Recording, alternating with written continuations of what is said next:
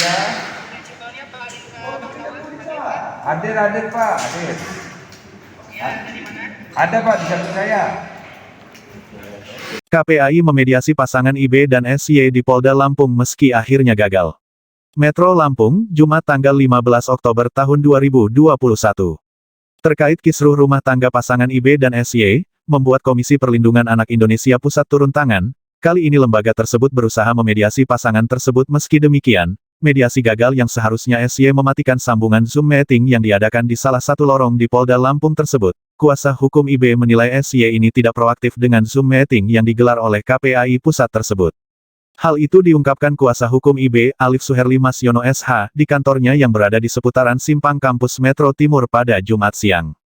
Ia mengaku bahwa pihaknya juga tidak jelas apa alasan SY yang telah mematikan sambungan telepon saat meeting Zoom berlangsung yang dipandu KPAI Pusat di salah satu lorong di Gedung Polda Lampung.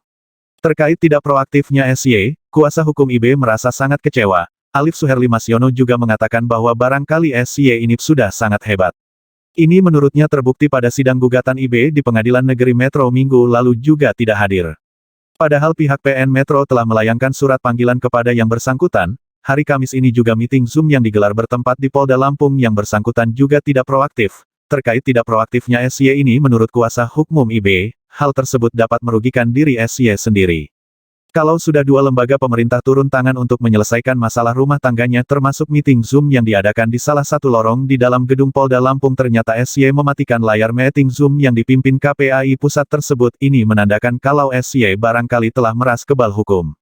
Terkait ketidakproaktif sih, maka menurut kuasa hukum IB sudah sangat wajar, jika KPAI memberikan rekomendasi kepada penyidik Polri dalam hal ini Kepolisian Resor Metro untuk melakukan langkah hukum terkait berbagai laporan IB kepada SY guna melakukan penyelidikan atas kasus kedua warga Metro tersebut. Karena KPAI memiliki kewajiban atau tugas yang diatur Undang-Undang Nomor 35 Tahun 2014 tentang perubahan Undang-Undang Nomor 23 Tahun 2002 tentang Perlindungan Anak. Berdasarkan Pasal 76 KPAI memiliki tugas 1. Untuk melakukan pengawasan terhadap pelaksanaan perlindungan dan pemenuhan hak anak. 2. KPAI berhak memberikan masukan dan usulan dalam perumusan kebijakan tentang penyelenggaraan perlindungan anak. 3. KPAI juga berhak mengumpulkan data dan informasi mengenai perlindungan anak. 4. Komisi tersebut juga berhak menerima dan melakukan penelaahan atas pengaduan masyarakat mengenai pelanggaran hak anak. 5. KPAI juga mempunyai hak untuk memediasi atas sengketa pelanggaran hak anak. 6. Mereka juga berhak melakukan kerjasama dengan lembaga yang dibentuk masyarakat di bidang perlindungan anak. Terakhir 7. KPAI berhak memberikan laporan kepada pihak berwajib tentang adanya dugaan pelanggaran terhadap undang-undang ini. Kemarin pada Kamis tanggal 14 Oktober telah dilakukan meeting Zoom KPAI dengan agenda mediasi antara para pihak SIB dan IC mengenai pengasuh anak korban akses bertemu orang tua.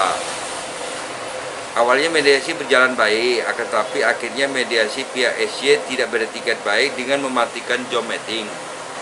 Padahal para pihak telah membuat surat pernyataan bersedia untuk meeting Zoom KPAI, sementara pihak IB tetap mediasi sampai selesai. Selanjutnya kami selaku kuasa hukum IB berharap kepada KPAI untuk memberikan rekomendasi, memberikan laporan kepada pihak berwajib tentang ada dugaan pelanggaran terhadap undang-undang sebagaimana dimaksud pasal 76 sesuai dengan tugas KPAI. Pelanggaran apa Pak? Pelanggaran tentang pengasuh anak korban akses bertemu orang tua. Langkah-langkah selanjutnya apa Pak? Ya, kita menunggu rekomendasi KPAI, kemudian kita melaporkan tindak pidananya. Dari Kota Metro Krisna Utama Radar News TV melaporkan. Ya. Hadir Pak, hadir. Ada Pak di samping saya.